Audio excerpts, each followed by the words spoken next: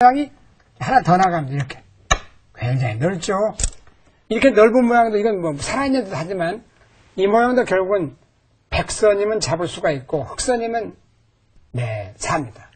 자, 백으로 아주 넓은 모양인 것 같은데요. 자, 일단 이런 식으로 두는 것은 그렇게 어떨까요? 두는 건 이렇게 잡아서 이제 일단은 안 되겠죠. 더 이상 둘 곳이 그렇습니다. 마땅치가 않네요. 또 치중을 하면 자, 그렇다면 네. 이거는 죽게 돼요. 왜냐하면 보세요. 상대가 여기를 좁혀와도 안 놓으면 삽니다. 이렇게 해서. 여기 그렇죠. 집이 나요. 네. 백이 들어갑니다. 결국 백이 들어가서 여기를 들어가고 또 들어가게 되겠는데 이렇게. 네.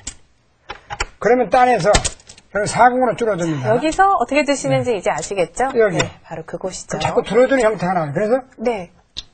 이 모양도 백이 여기 치중을 딱 하면요. 이 자체가 죽어 있습니다. 그래서 매화 꽃처럼 생겼다. 요즘에 매화 한창 피는 철이었죠. 네. 2, 3월.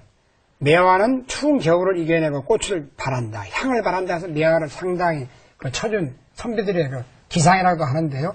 이건 매화꽃처럼 생겼다 해서 매화라고 부릅니다. 매화 육궁.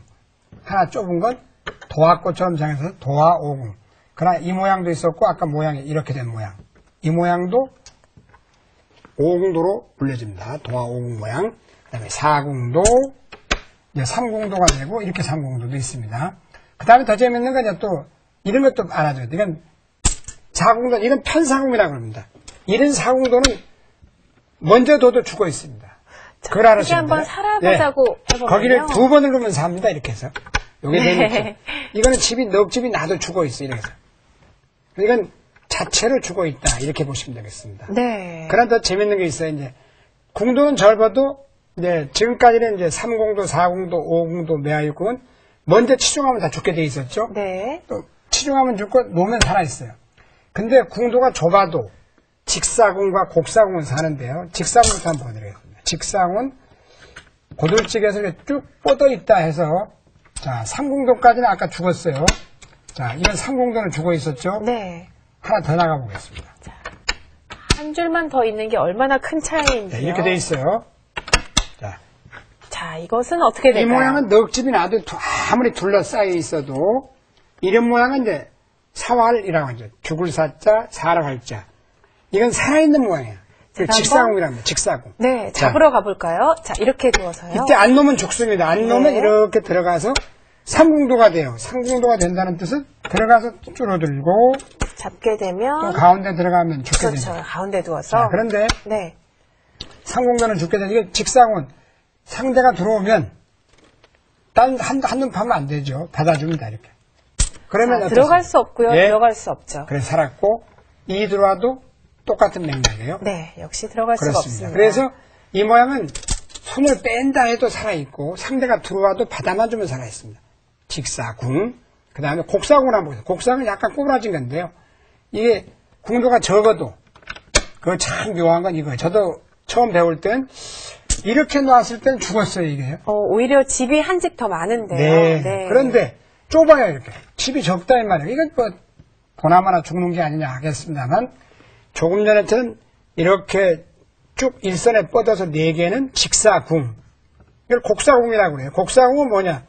이렇게 꼬부라졌어 하나가. 그건 보세요. 재밌는 건 여기다 두면 살고 또 상대방이 여기다 둬도 여기다 두면 살고 여기다 두면 놓지 말아도 살아있고. 네. 이건 어차피 한 수를 놔도 살아있는 모양입니다. 그래서 오늘 조금 전에 그 궁도 3궁도, 4궁도, 5궁도, 6궁도는 먼저 하면 살고 상대가 치중하면 죽게 됐는데 이 직사가 유일하게 사는 거예요. 직사궁, 곡사궁은 일단 살아있다는 걸 알아두셔야 될 것 같아요. 네.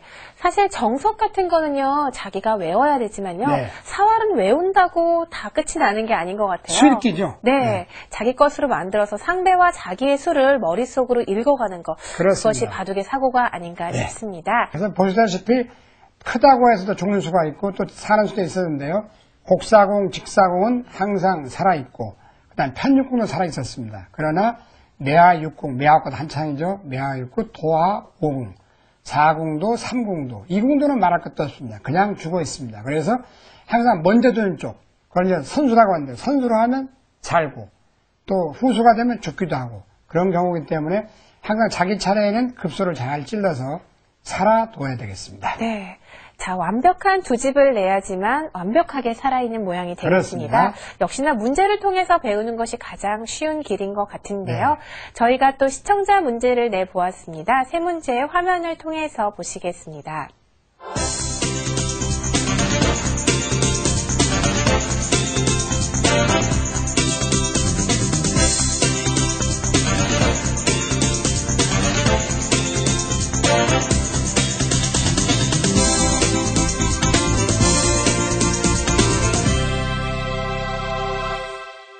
네, 세 문제 보았는데요. 여러분들 조금 어려우시더라도요. 자기 힘으로 스스로 풀다 보면 또 기력 향상에 많은 도움이 되실 겁니다. 네, 정답을 아시는 분은요. EBS 홈페이지에 정답을 남겨주시면요. 저희가 추첨을 통해서 정답자 세 분께 문화상품권을 보내드리도록 하겠습니다. 자, 이어지는 시간인데요. 정석과 포석, 바둑의 전체적인 것을 배우게 되는 오늘의 수담 시간입니다.